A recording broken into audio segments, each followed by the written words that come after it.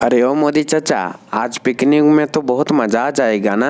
अरे हाँ, आज तो पिकनिक में बोबाल हो जाएगा। काहे कि योगी जी आ गए बा। रोज रोज बोलत रानी कि चला पिकनिक मनावल जाए, तो बोलत रहला कि ना जाए हम ना जाए, मगर आज अइले बा। कैसे तो माना इनको डोरल हो। अरे तबे तो हम हो ताजुब मानत रानी कैसे आ गए बा एक ही बार में। अरे ओ योगी जी कुछ बोल आता हूँ।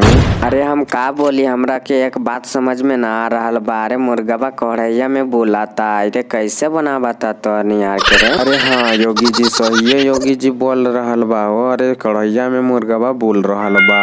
अरे हाँ, मुर्गवा तो काट के देले बानी, तो मुर्गवा जित्ता कैसे हो गईल रे। अरे हमरो पता नहीं बा मोदी चाचा, हम तो काट के देने बानी। अरे तब कैसे हो गईले बा मुर्गवा जीता रे। अरे भागा, हमरा के डर लग रहल बा।